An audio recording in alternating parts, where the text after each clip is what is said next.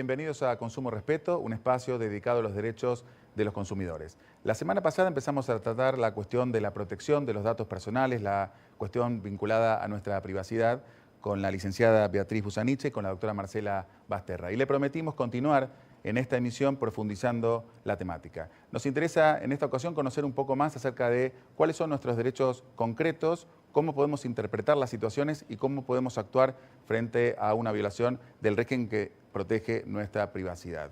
Así que los invitamos a seguir con esta cuestión, pero como siempre, no quiero que se olvide, síganos en Facebook, propónganos temas, háganos críticas, comentarios, en fin, todo lo que pueda contribuir a que esta emisión sea cada semana más enriquecida. Así que enseguida estaremos con estos temas.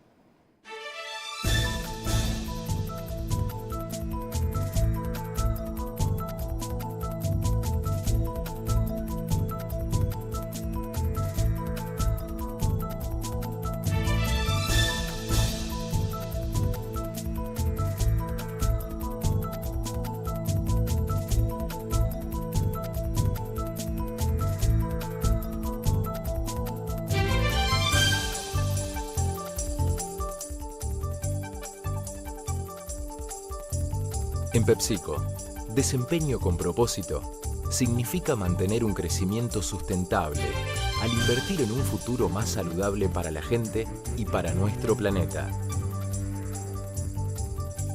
Podés seguir pidiendo deseos o empezar a cumplirlos. Con Quiniela Plus podés ganar 800.000 pesos por solo 4 pesos. Lotería de la Provincia de Buenos Aires. Jugar compulsivamente es perjudicial para la salud. Asistencia 0800 444 4000. Cortinas de cristal Reiki. El cerramiento vidriado de apertura total, ideal para balcones y galerías.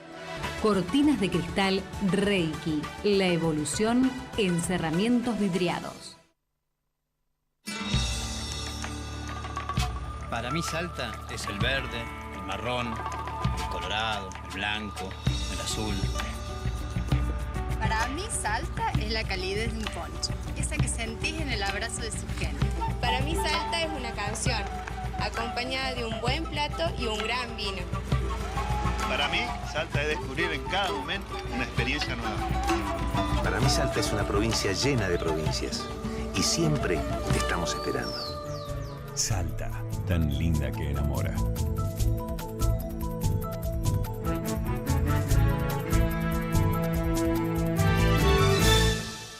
¿Qué tal Marcela? ¿Qué tal Beatriz? Estamos aquí nuevamente continuando con... ¿Qué tal Javier? Perdón. No, por favor. Continuando con la propuesta de la semana pasada en cuanto a profundizar esta temática tan atrapante y tan sensible, ¿no? Y cuanto más apropiado el término en la jerga de la protección de los datos personales. Le vamos a recordar a nuestros televidentes con la doctora Marcela Basterra, que es abogada, que es magíster en Derecho Constitucional y Derechos Humanos, doctora en Derecho y especialista en Derecho Público.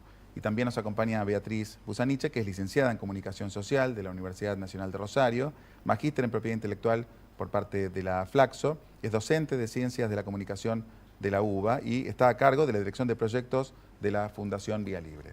Así que gracias de nuevo. Gracias. No me canso de agradecerles. Gracias a vos. Y bueno, la semana pasada habíamos hablado fundamentalmente sobre el contexto en el cual se profundiza y se desarrolla nuestra temática y hablamos también sobre situaciones en las cuales los datos son recogidos, son recabados, polemizamos un poco acerca de si se justifica o no se justifica la manera en que el Estado muchas veces recoge esta información. Y la pregunta, y quizás tiene tal vez un sentido jurídico y uno práctico, ¿no? Quizás va un poquito para ambas, en cuanto a si estos datos que se suelen recabar pueden ser manipulados para otros fines, es decir, desde lo legal y quizás desde la situación cotidiana, ¿no? Si sucede.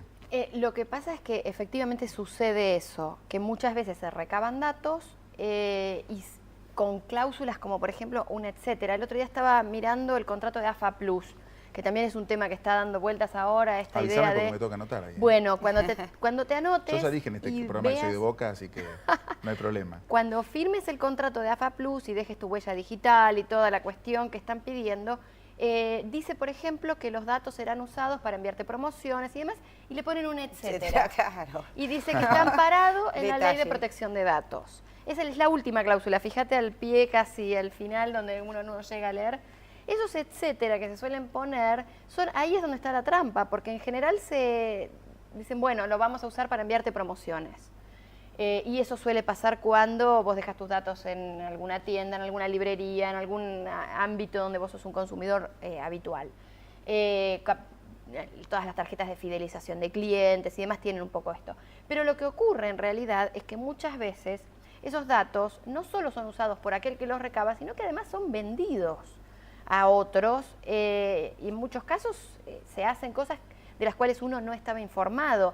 El tema del consentimiento informado se lo voy a dejar a ella, que es la jurista de la mesa, pero ese es un tema clave que muchas veces se pierde de vista, que nosotros los ciudadanos no sabemos que tenemos esa posibilidad de decir, no, si no sé efectivamente para qué van a usar mis datos, o que no pueden usar mis datos para otra cosa distinta de lo que me informaron que lo iban a usar, y ahí es donde entra en juego la violación de la Ley de Protección de Datos. Exactamente. Vos sabés que hay un caso que en Argentina no se dio aún un caso similar, pero hay un caso paradigmático. Yo había dicho en el programa anterior, habíamos dicho que la adecuación o la pertinencia del dato tiene que ver con la finalidad. Se pide para una cosa y no se puede usar para otra.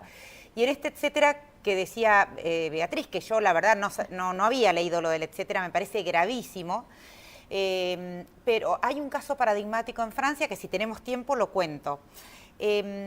Cuando fue la campaña de Jean-Marie Le Pen, no Marina Le Pen la última vez, sino la anterior, que es del partido de ultraderecha francés. Igual la hija heredó sus ideas, así que estamos más o menos parecidos. Bueno, pero bueno, con Chirac no en ese momento... el progresismo, justamente. No, por supuesto, No, por supuesto. Los dos de ultraderecha, pero bueno, Jean-Marie Le Pen con Chirac, era aquella campaña.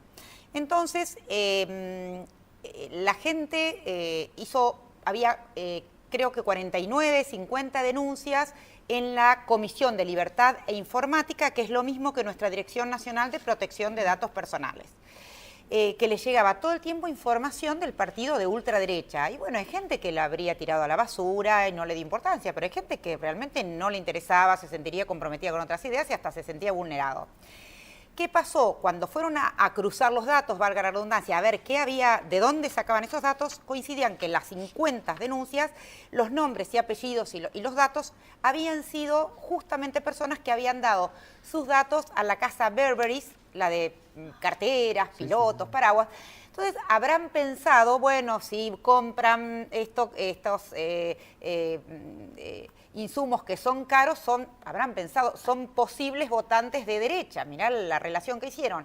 Entonces, la Comisión de Libertad Informática los condenó en forma concomitante a una multa de 150.000 euros. Entonces la tuvieron que pagar y eso va a la Comisión de Libertad Informática. Nosotros todavía no hay ninguna multa así, pero tenemos previsto ese sistema en el artículo 31 de nuestra Ley de Protección de Datos Personales, que si no se cumple con el principio de la adecuación o la pertinencia, es decir, se usa para otra finalidad, se debe cubrir con una de las multas que acá se llaman muy graves. Repito, hasta ahora no se aplicó, pero es un caso paradigmático. Pero está la facultad en la ley. Y cuando hablan de la pertinencia, ¿se refieren, digamos, a la no utilización del dato para fines distintos o también para que el dato recabado tenga relación con la actividad? Es decir, ¿me pueden preguntar cosas que no tengan nada que ver con el tema del fútbol o de lo que...? Te lo pueden decir, pero te tienen que aclarar por el artículo 6, esto del consentimiento informado, escrito, libre. El informado del artículo 5 se refiere a que te informen. ¿Esto es facultativo o es obligatorio? Entonces vos vas a sacarte el DNI y te dicen, edad. Casi los fines de semana. Nosotros podemos decir que es un documento sensible. Ustedes no, el tema de la no edad. es el caso concreto de ustedes, pero alguna mujer podría. Pero sabemos que no es facultativo, que es obligatorio, pero te podrían decir, bueno, esto es facultativo porque no son datos que obligatoriamente tenés que dar. Entonces la persona tiene que optar y ese es el sistema del consentimiento, porque el tema del consentimiento es la llave de bóveda de la ley, porque en realidad no es que no se pueden recabar datos sensibles, sino que no se pueden recabar sin consentimientos, porque fíjate que hay personas que no tienen ningún problema y al contrario, y está muy bien que puedan decir que pertenecen a una minoría, ya sea sexual, ya sea religiosa, con mucho orgullo y así es. Pero el tema es que el Estado tiene que cubrir una parte de la intimidad de la persona que solo la podemos correr ese velo de intimidad si la persona da el consentimiento que decíamos expreso e informado. Entonces, al menos te tienen que preguntar si vos querés dar ese dato y si lo querés utilizar para otra cosa que no sea estrictamente para eso. Otra cosa que hay que agregar es que los datos prescriben también. Los datos pueden ser almacenados y guardados por el tiempo en el que tienen una vida útil. Es decir, si ya pasaron muchos años y no tiene más sentido guardar ese dato para la finalidad que fue solicitado, el dato debe ser destruido. Bueno, esto es importante, ¿no? Y además, absolutamente, eventualmente uno también podrá reclamar eso. Sí, porque además, por ejemplo, hay datos de morosos. Uno puede que hace 10 años haya tenido un problema económico y haya quedado en mora en alguna deuda y después ha tenido una vida crediticia sin mayores problemas. Sin embargo, si esos datos no se destruyen, uno queda estigmatizado como un moroso crónico. Bueno, y en realidad ahí me estás dando pie, me solucionan todos los problemas, porque yo leo como, se van dando pie y yo quería participar también un poquito, por eso hago esta pregunta, pero ya Marcela, yo sé que iba por ese lado, y tiene que ver con eso, con las bases de datos de morosos, porque ahí hay plazos más expresos, ¿no? Sí, ahí hay la ley dice, el artículo 26 dice que son para el perfil informático, o sea, crediticio de una persona, la información crediticia de una persona, se deben dar los últimos 5 años desde el momento que se solicita. Y esto tiene que ver con una doctrina que viene de la doctrina española, que se llama el derecho al olvido, y esto es, si vos sos deudor los últimos 5 años, nadie te va a dar un crédito. Entonces, ¿para qué te van a escrachar, como dicen ahora los más jóvenes, que vos sos moroso hace 10 años? Y si ya pagaste, solo tiene que constar al margen que hace 2 años que pagaste y después de 2 años te tienen que borrar de la faz de la tierra, porque no te pueden estigmatizar si vos ya has cumplido con una obligación, por una obligación, como dice Beatriz, que hace 10 años que la pagaste. Entonces, 2 años para que haya un control también, porque tiene que ver esto con el funcionamiento de los mercados, con que los bancos, para darte un crédito, también no podemos cargar todo sobre los bancos, tampoco defenderlos, pero cargar todo sobre los bancos. Si en realidad le queremos pedir un crédito, ellos tienen que saber cuál es la situación de la persona. Pero con saber los últimos 2 años en el caso que pagaron y los últimos 5 en el caso que no pagaron, ya se sabe el perfil de la persona. No es necesario ahondar y estigmatizar a la persona. ¿Y se cumple esto? Sí, en general sí, se cumple, porque si no, de manera inmediata lo que se hace es pedir por el derecho de rectificación y el artículo 16 de la ley, y te dan 5 días. Y si el dato, ese banco no corrige el dato en forma inmediata, te queda expedita la acción de habeas data ante los tribunales. ¿Y para qué lo van a querer hacer si la van a perder seguramente, salvo que tengan razón y que la persona esté pidiendo un dato, una cosa que no es verdad, o sea, que sea moroso y haya mentido? Pero lo normal es que la pierdan, tienen las costas, con lo cual normalmente sí se cumple. ¿Y ante quién se solicita en esta primera instancia, antes de ir a la justicia? Se llama instancia prejudicial y se pide el derecho de acceso primero para preguntar qué datos hay acerca de mi persona y con qué finalidad se van a usar. Es el habeas data exhibitorio. Y son 10 días corridos. Si no me dan ese dato o el banco de datos, no quiero nombrar, no sé si se puede, pero bueno, los habituales, el Banco Central, cualquier banco, Veraz, Noxis, Qualitas, los más comunes, digo, muchos hasta tienen ya un formulario. Entonces, se presenta ante ese banco de datos que normalmente, Javier, tratan de cumplirlo para no tomar un juicio de gusto, ¿no es cierto? Y después ya, si a mí no me es satisfactorio porque no me dan el dato o porque estimo que lo que me dieron no es correcto, me queda expedita la acción de habeas data. Y después viene la segunda parte de la acción, que es, ya tengo el dato y digo, bueno, es incorrecto, es falso, es discriminatorio. Entonces pido que se corrija el dato, mientras tanto pido que se bloquee y en 5 días me lo tienen que ayornar el dato a la realidad de mi dato, ¿no es cierto? Actualizarlo. En ese caso, si no se hace, me queda expedita la acción de habeas data. Y con esto termino para darle la palabra a ustedes, que me parece importante algo, que los que hacemos el tema de habeas data y hemos comentado la ley, decimos siempre que esto no es inconstitucional, como han dicho un solo autor, en este caso no importa quién, pero bueno, porque lo queremos mucho, este constitucionalista, pero los demás pensamos que no es inconstitucional. Estamos en nombre de empresas, pero no de Claro, autores. claro.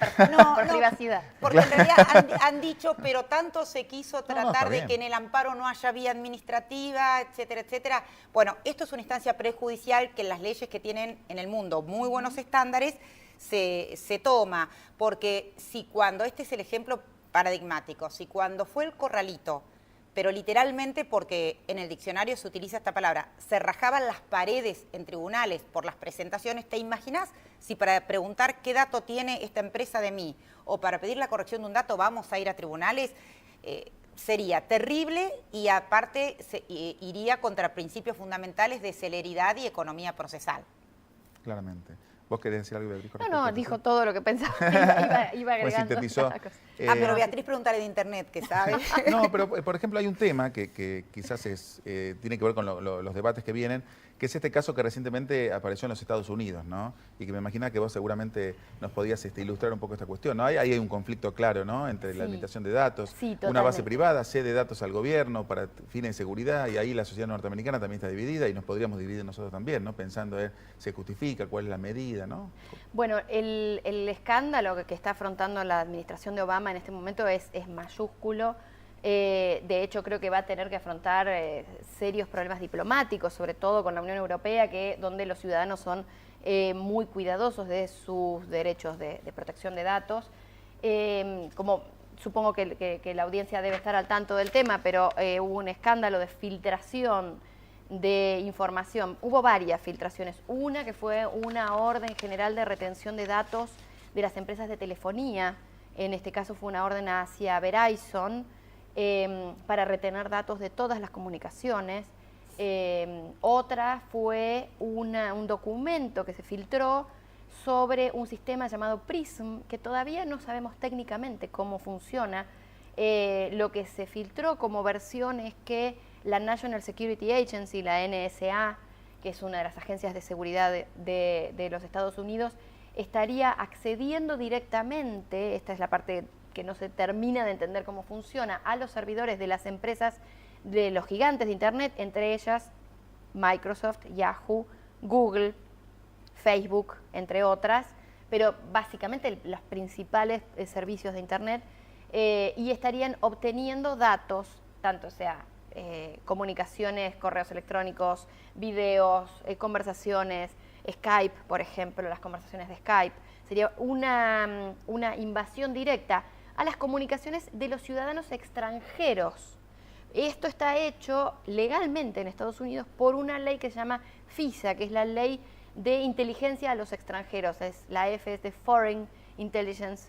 Esa es una ley que establece tribunales secretos, órdenes secretas, para monitorear comunicaciones de extranjeros y en algunos casos de ciudadanos norteamericanos cuando estén en diálogo con extranjeros.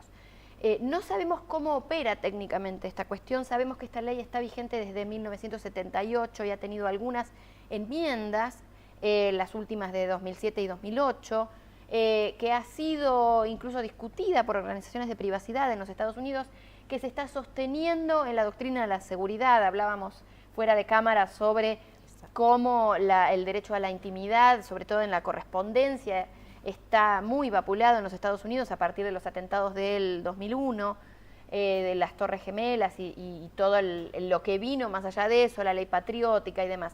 Lo que queda claro es que buena parte de las comunicaciones de Internet pasan por los Estados Unidos, por una cuestión de infraestructura de la red. No solo por la infraestructura de la red, sino además por la concentración en materia de empresas. Hablábamos de Facebook, hablamos de Google, hablamos de Microsoft, hablamos de Skype, son todas empresas radicadas en los Estados Unidos, sujetas a las leyes de los Estados Unidos y por lo tanto a este tipo de leyes como FISA, que tienen el deber de entregar la información que el gobierno les pida, por donde pasan las informaciones nuestras, que somos ciudadanos argentinos, o donde pasan las informaciones de ciudadanos de Brasil, de cualquier país europeo, de cualquier otro país del mundo. Y ahí es donde empieza esta cuestión de la dificultad legal de decir, bueno, ¿qué marco legal me protege en este campo? Y la verdad es que acá es donde tenemos un enorme problema de cuál es el marco que nos protege a nosotros, los ciudadanos argentinos frente a un gobierno como el de los Estados Unidos que está tomando información de nuestras comunicaciones, donde nuestras leyes, nuestras garantías constitucionales no nos amparan, donde tampoco nos amparan las de ellos, que son bastante sólidas en esta materia, pero que amparan a los ciudadanos norteamericanos. Entonces ahí es donde empieza uno de los temas más críticos en la protección de la privacidad en Internet. Y además deja subyacente, perdón, este conflicto entre seguridad y privacidad también, ¿no? Claro, el tema es que nuestras garantías constitucionales nos amparan, pero como el domicilio y la creación, como bien dice Beatriz, Skype, Facebook, etcétera, se rigen por las leyes americanas, es como nosotros no podemos hacer nada frente a eso. Es decir, hoy por hoy te encontrás con que te dicen, me pusieron en Google, ¿cómo hago para que me saquen? O en Yahoo, viene un cliente, entonces vos mandas una carta documento, Google y Yahoo por ahí saca la relación directa de que pongan mi nombre y esa información. Pero nunca, no se puede sacar, no hay manera de sacarlo si tienen el, ¿cómo se llama? El link directo, que tiene, no sé, ponele 15, 20 caracteres, si tienen ese link, no hay manera. Una vez que entró en la web una información, aunque sea falsa, aunque sea mentirosa, aunque sea de un menor de edad, de una menor de edad, lo que fuere, no hay manera de sacarla. Y eso es uno de los temas que a mi criterio hay que trabajarlos próximamente, porque no puede ser que se haya inventado algo que es tan bueno por un lado, pero por otro lado corre tantos riesgos como que quede reducido a la nada el derecho a la intimidad o a la privacidad de las personas. Es decir, hay una parte sobre la cual no hay control, o sea, se pierde el control. No hay control, exacto. Es muy difícil. De hecho, una de las recomendaciones principales en este caso, en el caso de la privacidad, uno de los problemas principales que tenemos es que nosotros mismos no le damos la información a el valor a nuestra información, que el valor que tiene efectivamente nuestra información.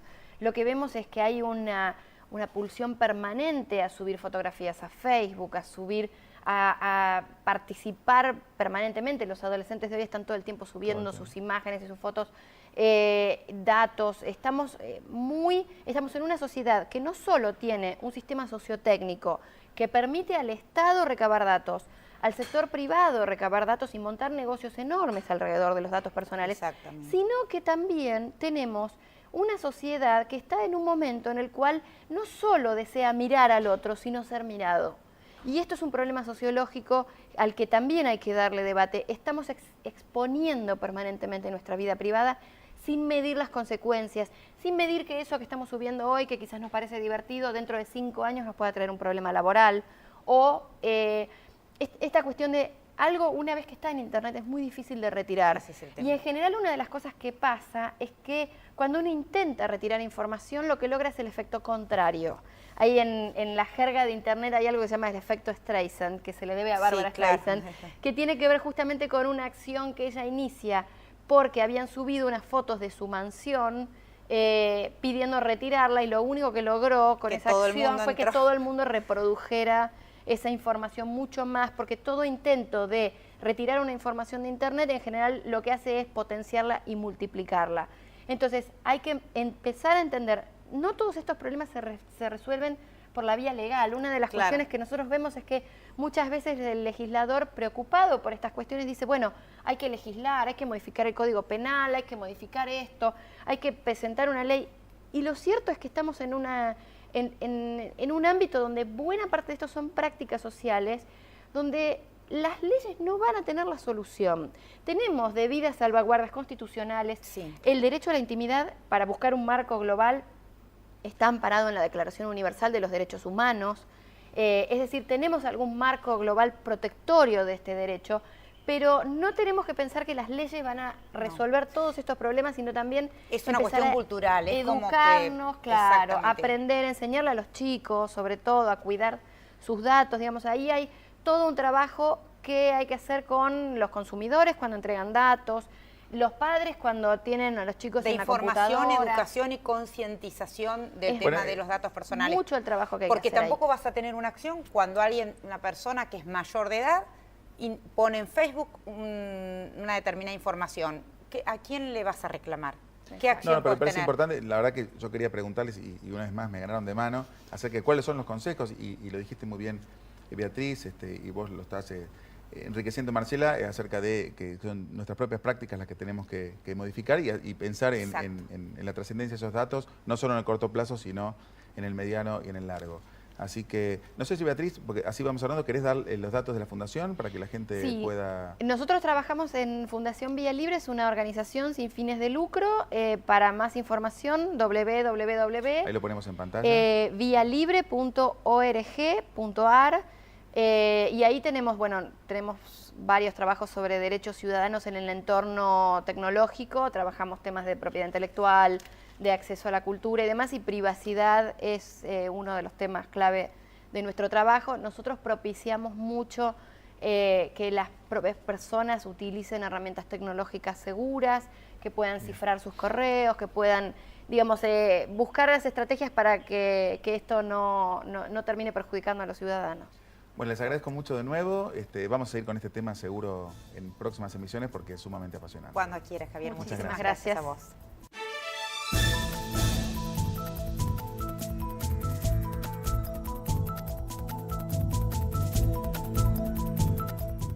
Seguramente compartirán conmigo lo importante que ha sido dedicarle 2 emisiones a este tema tan sensible para todos y el compromiso desde nuestro espacio de seguir profundizándolo en lo sucesivo.